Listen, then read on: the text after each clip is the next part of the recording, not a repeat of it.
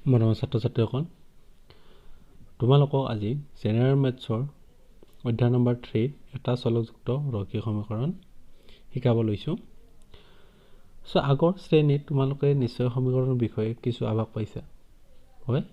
যে এটা চলকযুক্ত ৰৈখিক সমীকৰণ আৰু সেইবোৰৰ সমাধানৰ বিষয়ে নিশ্চয় আগতে শিকি আহিছা। ইয়াতো আমি কি কৰিম যে এটা চলকযুক্ত ৰৈখিক সমীকৰণ আৰু ইয়াৰ সমাধান আৰু প্ৰয়োগৰ বিষয়ে কিছু আলোচনা কৰিম। যে সমীকৰণ মানে হল কি? সমীকৰণ মানে হল কি? একাধিক বা এক চলকযুক্ত এক প্ৰকাৰৰ সমতাৰ উক্তি। এটা উক্তি বুলি ক'লে উক্তি মানে আচলতে কি? উক্তি মানে হল কিছুমান একো নহয় ভয় খাব লগা যে কিছুমান বাক্য, যিবোৰ বাক্যক আমি সঁচা বা মিছাৰে অভিহিত কৰিব পাৰোঁ। হয়, আমি তাৰমানে ক'ব পাৰোঁ যে এইটো সঁচা বা মিছা। ঠিক আছে, ধৰা তোমাক মই ক'লোঁ যে 6ক 2ৰে হৰণ কৰিলে আমাৰ কি হয়? 3 হয়। ঠিক আছে, এইটো আমি এটা মই উক্তি ক'লোঁ। তুমি ক'লা যে গাখীৰ বগা আৰু কোনোবা এজনে ক'লে ধৰা কোনোবা এজনে ক'লে যে কি খবৰ? আমি 3টা বাক্য ক'লোঁ। ঠিক আছে, এটা হ'ল 6ক 2ৰে হৰণ কৰিলে 3 হয়, এটা হ'ল গাখীৰ বগা আৰু এটা হ'ল কি খবৰ। ইয়াতে এতিয়া প্ৰথমটো চোৱা যে প্ৰথমটো কি আছিলে? 6ক 2ৰে হৰণ কৰিলে 3 হয়। ইয়াক আমি সত্য বা অসত্যৰে অভিহিত কৰিব পাৰোঁ। ঠিক আছে, নিশ্চয় বুজি পাইছা। ঠিক তেনেকৈ গাখীৰ বগা এইটোকো আমি সত্য বা অসত্যৰে অভিহিত কৰিব পাৰোঁ। কিন্তু কি খবৰ ইয়াক আমি সত্য নে অসত্য বুলি আমি অভিহিত কৰিব পাৰোঁ জানো? নিশ্চয় নোৱাৰোঁ। নোৱাৰিলে ই কি হ'ব? উক্তি নহয়। ঠিক আছে, ই উক্তি নহয়। নিশ্চয় বুজি পাইছা। এতিয়া আমি কিছুমান উক্তি ক'ম যে ধৰা যে এটা আমি উক্তি ল'লোঁ, যিটো উক্তিক আমি সমান চিহ্নৰ সহায়ত কি কৰিব পাৰোঁ? প্ৰকাশ কৰিব পাৰোঁ। ধৰা মই কৈছিলোঁ উদাহৰণটো যে 6ক 2ৰে হৰণ কৰোঁতে 3 হয়। ইয়াক আমি কি কৰিলোঁ? সমান চিহ্নৰ সহায়ত অভিহিত কৰিলোঁ। এই উক্তিটোকে আমি কি বুলি ক'ম? সমতা উক্তি। ঠিক আছে, এতিয়া তোমালোকক সমতা উক্তি বুলি ক'লে তোমালোকে কি লিখিবা? যিবোৰ উক্তিত সমান চিন জড়িত হৈ থাকে, অৰ্থাৎ এটা ৰাশি আন এটা ৰাশিৰ সমান বুলি প্ৰকাশ কৰা হয়, তাকে আমি কি বুলি ক'ম? সমতা উক্তি বুলি ক'ম। নিশ্চয় তোমালোকে বুজি পাইছা। এতিয়া হ'ল যে কিছুমান সমতা উক্তিক আমি কি বুলি কওঁ? চাবা, ধৰা তোমাক দিয়া আছে যে a + b, ধৰা ইয়াক আমি কি তোমালোকে বিতৰণ বিধি পাইছা, বিতৰণ বিধি কৰি চাওঁ। কি হ'ব? a × c × a, ca + c × b, cb। এইটো আমি বিতৰণ বিধি কৰিলোঁ। যদি ইয়াতে আমি a b c ৰ যিকোনো মান লওঁ, তেতিয়া আমাৰ বাওঁ পক্ষ আৰু সপক্ষ নিশ্চয় আমি কি পাম? ইকুৱেল পাম। হয়নে নহয়? যিকোনো মানৰ কাৰণে এইটো আমাৰ কি হ'ব? সত্য হ'ব। আৰু সেইকাৰণে ইয়াক আমি কি বুলি কওঁ? অভেদ বুলি কওঁ। এই উক্তিটোক আমি কি বুলি কওঁ? অভেদ বুলি কওঁ। ঠিক আছে, যেনে আৰু এটা ক'ব পাৰোঁ যে a + b ² তাৰমানে আমি কি হ'ব? a² + 2ab + b²। ইয়াতো আমি a আৰু b ৰ যিকোনো মান ল'লে বাওঁ পক্ষ আৰু সপক্ষ সমান হ'ব, যিকোনো মান। তাৰমানে ইয়াক আমি কি ক'ব পাৰোঁ? যে কিছুমান সমতা উক্তিটোত থকা অজ্ঞাত ৰাশি মানে আমি ইয়াতে কি কৈছোঁ? a আৰু b। অজ্ঞাত ৰাশি বা চলকৰ, ঠিক আছে, চলকৰ যিকোনো মানৰ কাৰণে যদি সত্য হয়, সেইবোৰ সমতাক আমি কি বুলি ক'ম? অভেদ বুলি ক'ম। নিশ্চয় তোমালোকে ধৰিব পাৰিছা এতিয়া আমি আগবাঢ়ো অন্য এটা সমতা উক্তিক লগি সো অন্য এটা সমতা উক্তি হল ধৰা x plus 5 equal to 0 এটো এটা আমি সমতা উক্তি ললো এটা হল x square minus 9 equal to 0 এই উক্তি কেইটাত আমি কি কৰিব পাৰো যে অজ্ঞাত ৰাখি কেইটাৰ আমি নিৰ্দিষ্ট এটা বা একাধিক মানৰ কাৰণে সত্য বুলি প্ৰমাণ কৰিব পাৰো ঠিক আছে সো x ৰ এটা আমি কি ক'ব পাৰো নিৰ্দিষ্ট মান পাব পাৰো এটো x ৰ কাৰণে আমি কি পাব পাৰো দুটা ঠিক আছে মানে একাধিকও পাব পাৰো কিছু মানৰ ক্ষেত্ৰত একাধিকও আমি কি পাব পাৰো সত্য মান পাব পাৰো ঠিক আছে এই সমতাটোক আমি কি বুলি কওঁ সমীকৰণ ঠিক আছে সমীকৰণ বুলি কওঁ তোমালোকৰ কিতাপত ডেফিনেশন বোৰ দিয়া আছে তোমালোকে ভালদৰে লিখি লবা এতিয়া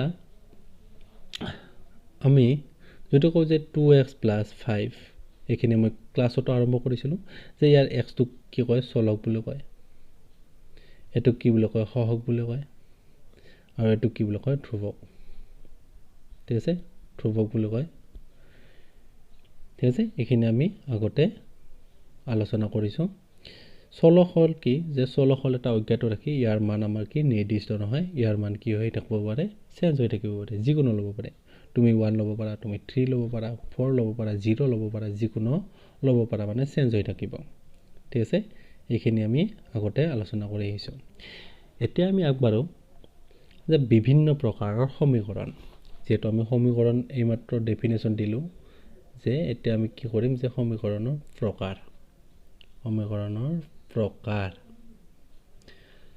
তা সমীকৰণৰ প্ৰকাৰলৈ আগবাৰো যে এতিয়া প্ৰথমটো সমীকৰণলৈ আগবাৰো যে জীৱৰ সমীকৰণৰ মাত্ৰ এটা চলক থাকে হেইবৰ সমীকৰণক আমি কি কম এটা চলকযুক্ত সমীকৰণ ধৰা 3x + 8 equal to 7 ইয়াতে মাত্ৰ চলক তোমালোকে কেইটা দেখিছা নিশ্চয় এটা দেখিছা হয়নে নহয় চলক এটা দেখিছা সেই কাৰণে এই সমীকৰণটোৰ নাম এটা চলকযুক্ত সমীকৰণ ঠিক আছে সেই কাৰণে এই সমীকৰণটোৰ নাম এটা চলকযুক্ত সমীকৰণ এতিয়া 2 নম্বৰতে আছে আমাৰ কি জীৱৰ সমীকৰণৰ দুটা চলক থাকে ধৰা x + y আমি চলক কেইটা লিখিলো দুটা লিখিলো x + y + 5 equal to 0 এটো আমাৰ কি হয় চলক দুটা সেই কাৰণে ইয়াৰ নাম হ'ব দুটা চলকযুক্ত সমীকৰণ ঠিক আছে এই হল আমি চলকৰ ভিত্তিত সমীকৰণক ভাগ কৰিব পাৰো সো যদি আমাৰ চলক তিনিটা থাকে ধৰা x + 2y - 4z equal to 5 so আমি এনে কই লিখিব পাৰো ইয়াতে চলক কেইটা হ'ব এটা কেইটা বল আমি চলক এটা দুটা তিনটা সেইকাৰণে আমি কি কম তিনিটা চলকযুক্ত সমীকৰণ নিশ্চয় বুজি পাইছা এতিয়া আমি কি কৰিব পাৰো যে এই সমীকৰণবোৰক আমি ঘাত সৰ্বোচ্চ ঘাত নিশ্চয় তোমালোকে ঘাত পাইছা আগতে সো আমি নতুনকৈ ক'ব লগা একো নাই ইয়াক আমি সৰ্বোচ্চ ঘাতৰ ওপৰত ভিত্তি কৰি আমি সমীকৰণ বিলাকক ভাগ কৰিব পাৰো যে প্ৰথমটো হল আমাৰ কি একক ঘাতৰ সমীকৰণ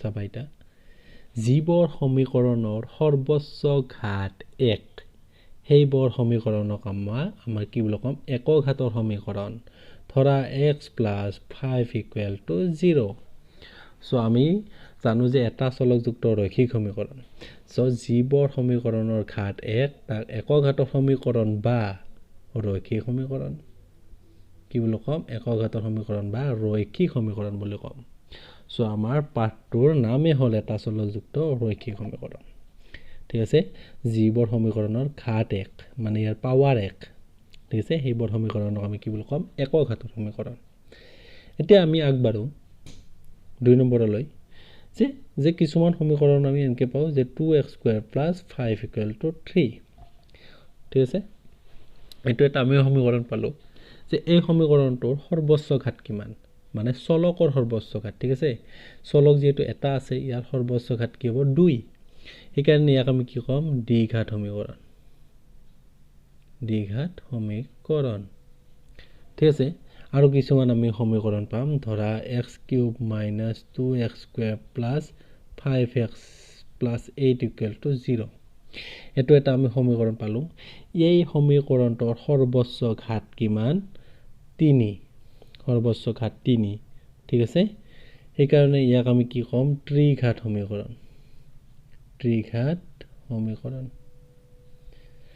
এইখিনি নিশ্চয় তোমালোকে ভালদৰে বুজি পাইছা এতিয়া আমি আলোচনা কৰিম সমীকৰণৰ বীজ বা মূল এতিয়া আমি আৰম্ভ কৰিম কি ৰুটস অফ ইকুৱেশ্যন মানে কি হল সমীকৰণৰ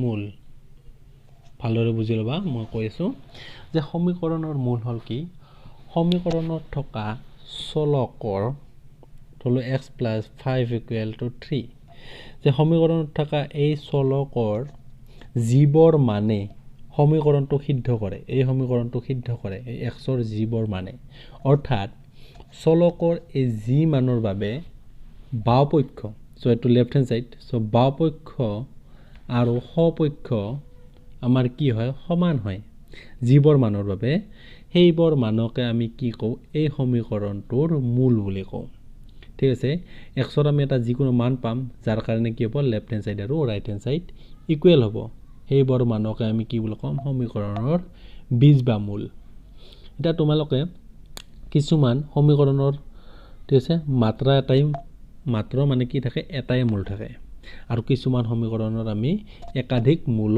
পাব পাৰো ঠিক আছে ইয়াৰ বিষয়ে আমি মানে পৰৱৰ্তী ক্লাছত আমি আলোচনা ভালদৰে কৰিম ঠিক আছে এতিয়া আমি কি কৰিম যে এটা চলকযুক্ত ৰৈখিক সমীকৰণ কলো যে জীৱৰ সমীকৰণৰ মাত্ৰ এটাই চলক থাকে আৰু ইয়াৰ সৰ্বোচ্চ ঘাত 1 ঠিক আছে এটাই চলক থাকে আৰু ইয়াৰ সৰ্বোচ্চ ঘাত 1 ঠিক আছে সেইবোৰ সমীকৰণ আমি কি কও এটা চলকযুক্ত ৰৈখিক সমীকৰণ ঠিক আছে এতিয়া ইয়াক আমি সমাধাননো কেনেকৈ কৰিম তালৈ আগবাঢ়ো আমি প্ৰথম এক্সাম্পললৈ যাও সো কেনেকৈনো সলভ কৰিম ধৰা এখন তোমালোকে দগাপল্লা দেখিছা নিশ্চয় এখন দগাপল্লা সো এখন দগাপল্লা যদি আমি লওঁ এখন আমি দগাপল্লা লওঁ ঠিক আছে ইয়াতে মই কি কৰিলো যে 2 কিলো ওজনৰ মানে 1 কিলো ওজনৰ দুটা দগা দিলো ঠিক আছে তেতিয়া কি হ'ব এইফালে আমাৰ কি হ'ব ডাউন হৈ যাব না এইফালে ডাউন হৈ যাব তেতিয়া আমাৰ কি হ'ব এইফালে ডাউন হৈ যাব কাৰণ এইফালে ওজন বেছি হ'ব হয়নে নহয় এটা যদি দুটা আমি ইকুৱেল কৰিব লাগে তেতিয়া আমি কি কৰিব লাগিব এইফালেও 1 কেজি ওজনৰ দুটা দগা দিব লাগিব ঠিক আছে নিশ্চয় তোমালোকে বুজি পাইছা যদি ইয়াৰ পৰা এটা আমি কি কৰো দগা গুছাই দিওঁ ঠিক আছে এটা দগা মই গুছাই দিলো তেতিয়া কি হ'ব নিশ্চয় এইফালে তললৈ নামিব কাৰণ কি হ'ব এইফালে ওজন বেছি হ'ব তেতিয়া আমি কি কৰিব লাগিব এইফালৰ পৰা এটা দগা আমি গুছাই দিব লাগিব ঠিক আছে বুজি পাইছা তেতিয়া আমাৰ কি হ'ব আমাৰ এটো ইকুৱেল হৈ থাকিব ঠিক আছে তাৰমানে ইয়াৰ পৰা আমি কি বুজি পালো যদি আমি এটা সমীকৰণৰ ধৰো x - 5 = 2 যদি ইয়াৰ পৰা বাওফালৰ পৰা আমি কিবা এটা মাইনাস কৰো ধৰো x + 5 2 মাইনাস কৰো তেতিয়া আমি সফালৰ পৰা আমি 2 মাইনাস কৰিব লাগিব মানে ব্যালেন্স ৰাখবা লাগিলে ইয়াৰ পৰা আমি যিমান মাইনাস কৰো ইয়াৰ পৰা হিমান মাইনাস কৰিব লাগিব নাইবা ইয়াত আমি যিমান এড কৰো এড মানে কি ইয়াৰ পৰা যদি আৰু 5 কেজি ওজনৰ দগা দেও ইয়াতো আমি কি 5 কেজি ওজনৰ দগা বা বস্তু দিব লাগিব নিশ্চয় তোমালোকে ধৰিব পাৰিছা আমি এনেকৈ সলভ কৰিব পাৰো আমি চাও যে কেনেকৈ সলভ কৰিব পাৰো ধৰা যে 5x - 3 = 7 ধৰিলো এটো এটা ইকুৱেশ্যন এতিয়া আমি কি কৰিম যে এটো 3 আছে সো আমি কি কৰিব লাগে যে চলক থকা যিটো অংশ থাকে সেই অংশটোত কেৱল আমি চলকটোহে ৰাখিব লাগে সো ইয়াতে কি আছে চলকৰ লগত আমাৰ ধ্ৰুৱক আছে সো আমি কেৱল কি লাগে চলকটো ৰাখিব লাগে সমাধান পাবৰ কাৰণে এতিয়া আমি কি কৰিম যে প্ৰথম এই টাৰ্মটোক নোহোৱা কৰিব লাগে সো আমি কি কৰিম যে 5x - 3 সো ইয়াৰ লগত আমি কি দিম -3 আছে সো +3 এইফালেও প্লাস দিম সো এইফালেও আমি কি কৰিব লাগিব প্লাস দিব লাগিব ঠিক আছে এইফালে প্লাস দিলে এইফালে প্লাস মই কৈছিলোঁ ডগা পাল্লাৰ কথা হয় না ডগা পাল্লাত এফালে যদি ডগা দিওঁ ওজনৰ কাৰণে আনফালেও সেই সমান ওজনৰ ডগা দিব লাগে বেলেন্স হৈ থকাৰ কাৰণে ঠিক আছে এতিয়া আমি কি কৰিব লাগিব যে এইটো কি হৈ যাব কটা কাটি যাব থাকিব 5x = এইফালে হ'ব 10 এতিয়া চাবা যে আমি কি পালো 5x = 10 পালো সো ইয়াতে কি হৈ আছে যে 5 টো পূৰণ হৈ আছে সো ইয়াতে আমি কি কৰিব 5 টো নোহোৱা কৰিব লাগে কি কৰিব লাগিব হৰণ দিব লাগিব সো এফালে তো হৰণ দিলে নহব এইফালেও আমি কি কৰিব লাগিব হৰণ দিব লাগিব কাৰণ ডগা পল্লাখন ইকুৱেল কৰি ৰাখিব লাগিব হয়নে নহয় নহলে সব বিসংগতি হৈ যাব এটা কি হ'ব 5 5 কটা গল থাকিব x 5 এৰে এটো কি বাজিব দুবাৰ মানে কি হ'ব 2 ঠিক আছে আমি এনেকৈ কৰিব পাৰো নতুবা আমি কেনেকৈ কৰিব পাৰো চাবা যে আমি কি লৈছিলো 5x - 3 = 7 এটো আমি কেনেকৈ কৰিব পাৰো চাবা ধৰা এখন ডগা পাল্লা ঠিক আছে এখন ডগা পাল্লা ইয়াতে মই 5 কিলো ওজনৰ দুটা ডগা দিছো ইয়াতে 10 কিলো ওজনৰ এটা ডগা দিছো সো ইকুৱেল হ'ব নিশ্চয় যদি মই ইয়াৰ পৰা 5 কিলো ওজনৰ ডগা এটা গুছাই দিওঁ তেতিয়া 10 কিলো ওজনৰ কি হ'ব নিশ্চয় কি হ'ব ইয়াতে ইয়াৰ পৰা অলপ অংশ মই কাটি দিব লাগিব তলো এইখিনি অংশ মই কাটি দিলো ঠিক আছে মানে কি আমি ইয়াৰ পৰা কি ভাবব পাৰো যে 5 টো যেতিয়া ইয়াতে নোহোৱা কৰলো এইফালেও কি হ'ব আমাৰ নোহোৱা হ'ব ঠিক আছে না বুজি পোৱা নাই যে এইফালেও নোহোৱা হ'ব চাবা মই এটো অংকৰ দ্বাৰা বুজাই দিছো যে আমি কি কৰিব পাৰো যেতিয়া 5x - 3 আছে সো এইটো যদি আমি এইফালে লৈ আহো আমি কি লিখিব পাৰো যে -3 আছে সো এইভাগে এলি কি লিখিব পাৰো +3 ঠিক আছে x = কিমান হ'ব আমাৰ সো 5x = হ'ব 10 x = কিমান হ'ব আমাৰ এটো এইফালে আছে কি পূৰণ এইফালে আহিব হৰণ = কি হ'ব 2 সো তাৰ মানে আমি কি বুজি পালো যদি সমান চিহ্নৰ এইফালে প্লাস থাকে যদি ইয়াক এইফালে লৈ আহো কি হ'ব মাইনাস যদি মাইনাস থাকে এইফালে আহিলে হ'ব প্লাস যদি পূৰণ থাকে এইফালে আহিলে হ'ব হৰণ যদি হৰণ থাকে সমান চিহ্নৰ এইফালে আহিলে হ'ব কি পূৰণ ঠিক আছে তোমালোকে নিশ্চয় এইখিনিও বুজিব পাৰিছা সো আমি এনেকৈ কৰিব পাৰো সমাধানবোৰ চাবা এতিয়া এটা যিকোনো সমাধান লও আমি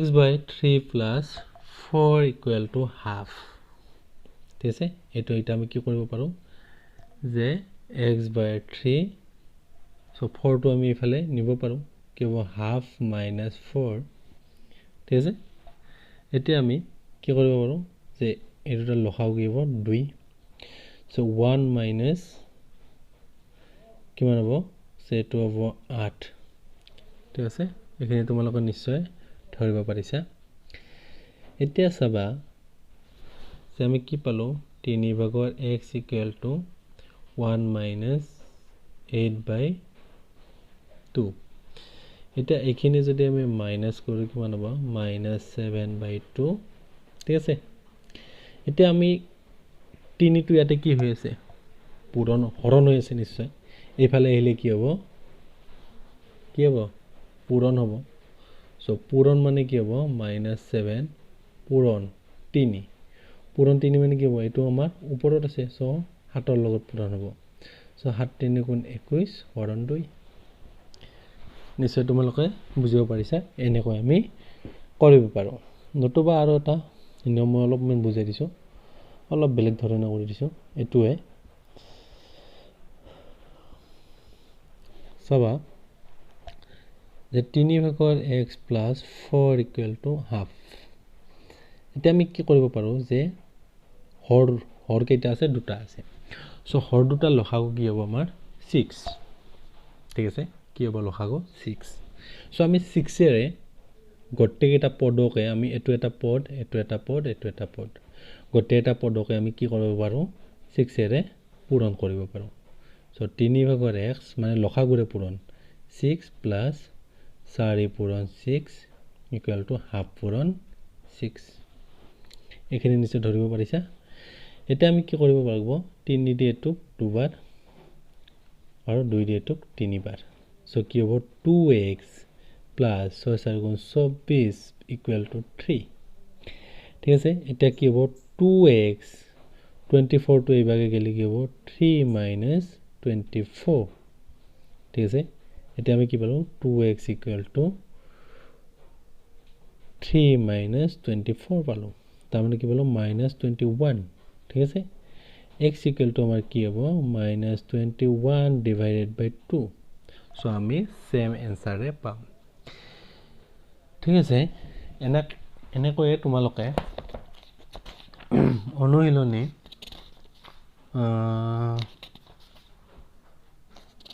3.3 প্ৰথমকেইটা কৰিব পাৰা, ঠিক আছে। প্ৰথমকেইটা কৰিব পাৰা।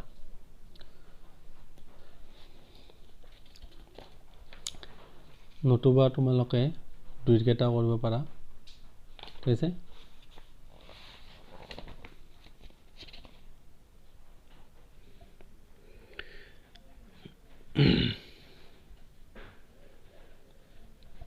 আৰু এই পদ্ধতিটোক যে আমি 3টো যে এইফালে নিলোঁ, ধৰা এনেকৈ যে লিখিলোঁ যে 5x minus 3 equal to 7। So' 5x 3টো যদি এইফালে নিওঁ আমি কি হ'ব 7 প্লাছ 3। এনেকৈ যি নিলোঁ এই পদ্ধতিটোক আমি কি বুলি ক'ম পক্ষান্তৰ পদ্ধতি, ঠিক আছে। এই পদ্ধতিক আমি কি ক'ম পক্ষান্তৰ পদ্ধতি বা প্ৰক্ৰিয়া। পক্ষান্তৰ প্ৰক্ৰিয়াৰ দ্বাৰাও আমি কৰিব পাৰোঁ। এতিয়া তোমালোকে 1 কেইটা কৰিবা যে হচ্ছে কোনটো এটা চলকযুক্ত ৰৈখিক সমীকৰণ 1 কেইটা কৰিবা তোমালোকে। চ' 2 এটা চাবা যে 2 এটা কৈছে যে উপযুক্ত সংখ্যাৰ দুয়োপক্ষৰ যোগ বিয়োগ পূৰণ হৰণ কৰি সমাধান কৰিব দিছে। ধৰা একটো চোৱা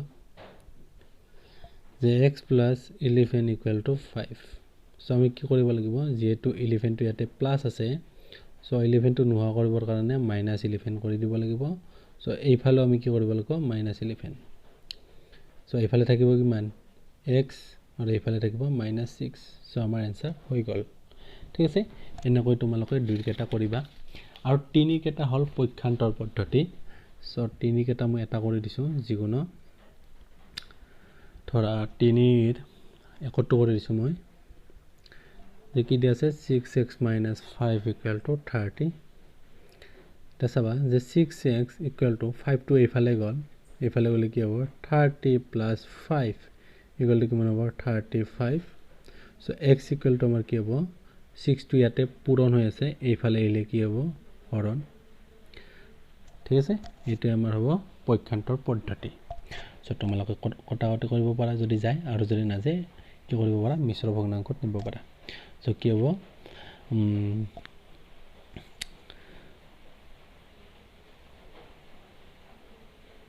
ঠিক আছে। এইটো আমাৰ হ'ল সমাধান। তোমালোকে 3লৈকে মোক কৰি ভালদৰে দেখাই দিবা।